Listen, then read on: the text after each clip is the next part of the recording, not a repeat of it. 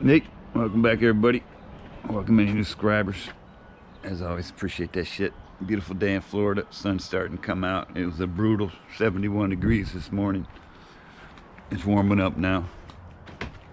We got going on. Well, we're back working on this damn Volkswagen bug thing for the beach I built. I picked up some HACKFABs, some shock limiters, because this thing goes, I mean, it rides high, so I want to make it so it can't, and just limit the shocks and drop it down a little bit in front, a little bit in back, about a 1/4 inch front, 1/2 inch back, so it'll sit more like this. It'll still have, like I said, it's for the beach. Yeah, we gotta pull these shocks off and take them apart. Let's get going on that. Got them all apart. You're gonna take this off. Just make sure you don't scratch the shaft with whenever you hold it with while you unscrew this. You gotta take this off. Then I took the cap off and the bladder out and drained all the oil. Once you get all that done, just pop that bitch right back through.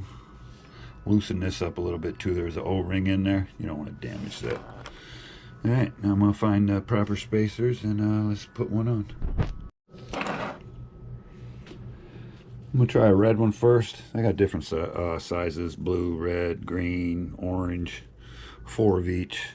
I think this is too long, so I might have to go with mix 2 of the colors, but I'm going to try this first. So you just slide it on there and put the shock back together. Don't put no oil in it, and then see if it ends up where you want it. Let's see what we got going on. Let me get this together. Alright, I changed my mind. Ended up going with a blue and a green one instead of one red one. It's just a tad bit smaller. But there, you can see the difference. That's before I messed with it, and that's after I messed with it. So it shortens it up a little bit. I got to put it on here and see if the arm's where I want it. We'll see what happens. Alright, that's too much. This arm, I want the arm to sit right there. That's full with the old shocks. That's where it sit. But I want it to sit like that, with just a little bit of a downward. That's straight across. So I got to pull one of them out. That's too much. So I had a blue one and a green one in there. I'm going to pull the green one out and then see what we end up with. Let's get some fresh fluid in these, get this shit put back together, put it on the front end and see where it sits, because that's where it sat before. Them arms are way down. So let's get on that. Front ones are done. You can see they got a little droop going down this way. They're at a little angle. Before they were like that, now they're like that. So we're gonna get the back ones done. Same thing. Take the shocks off, get the oil out, take this bottom thing out, pull that shit through, slide in whatever the hell spacer you're using, and put that shit back together and look at it. If it's right, put the oil back in it. All right, let me do the back ones. Let's see if we can get going here. Alright, once you get the shocks put back together, make sure these upper caps are nice and snug down. Don't over torque them bitches. And make sure these things, because you loosen these up to pull that shaft through. So make sure you tighten these back up. And put them all back together, and let's put them on here and see what the ride height is then. I'm thinking that's where I want it. It is a little lower. There is still some suspension travel in it. Actually, that's full extent of it. So it's got a little bit. I'm gonna put another spacer in here. I have to test it, make sure it drives halfway decent, at least as good as it did before. It's a little lower, so it's probably a little less flippy. We'll find out. What else? Well, that's about it on this. Oh, I did change out that, put a RPM cover in there because it doesn't have that cutout for the gear. That seems to cover everything up, so hopefully that'll keep the sand out.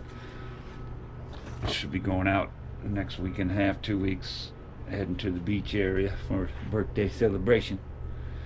We'll give this bad boy a shot, see how she does. Alright, see you on the beach. Another problem I got is this damn thing. I hate this damn thing. Why don't they use Velcro, man? So let's put some Velcro in it, which I already did. I just took Mr. Dremel with a little disc on it, cut me a little slot right in there, and on that side, cut me a slot on the other side, exactly where it should be. Now I can fit these big ass 3S's in there. Ain't gotta worry about it going nowhere. If I can do it, I can't do it one-handed, man. I don't have them skills. There it goes. And just tighten it down. Bam. Because it's like 20 bucks for the damn extenders and shit. I'm like, I don't want all that. Then you get some GPM bullshit. But screw that. I just fixed it for free. I had this laying around. I only need one too because this is tight. It's perfect for these. This is the one I'm going to be using. Alright. Always doing something. Alrighty then, out here on the beach.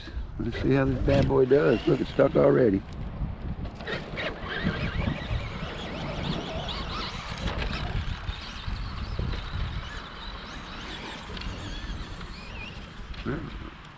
Doesn't have a problem popping wheelies. Hope you guys can see this shit.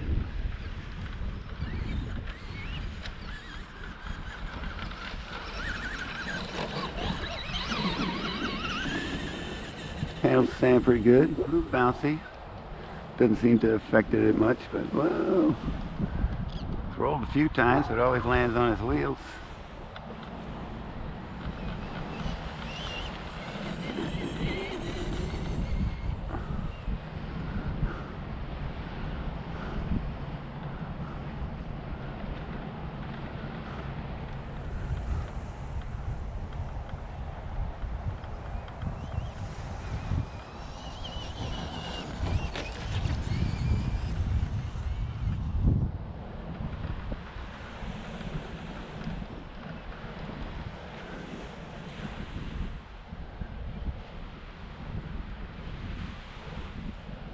I'd check, make sure it's in frame. But you guys get the gist. I mean, it pops wheelies on command. What?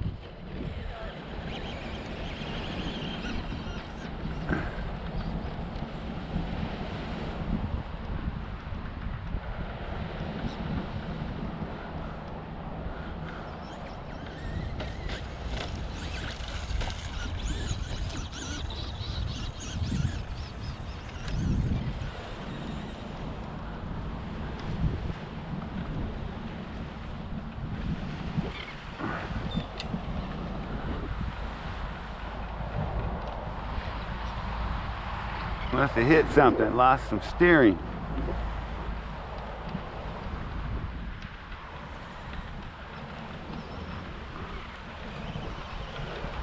Oh man, I bet you I stripped this shit out already. Cheap ass plastic crap in there. Oh, yeah, she way over.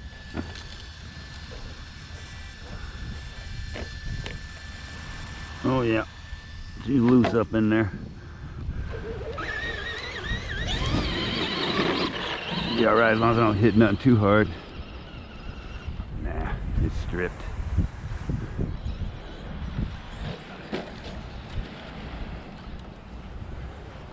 Okay, we tried. Alright, I'm back in Central Florida at home. Got this thing out after its grueling 3-minute drive on the beach. That pissed me off. I knew I should have brought a spare, something else to drive. But anyway, what happened?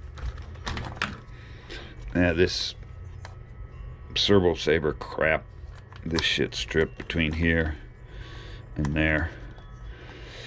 So it was just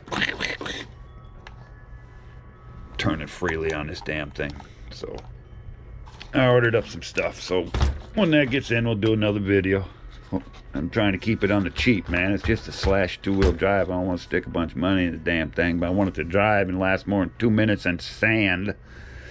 But yeah, it drove great in sand.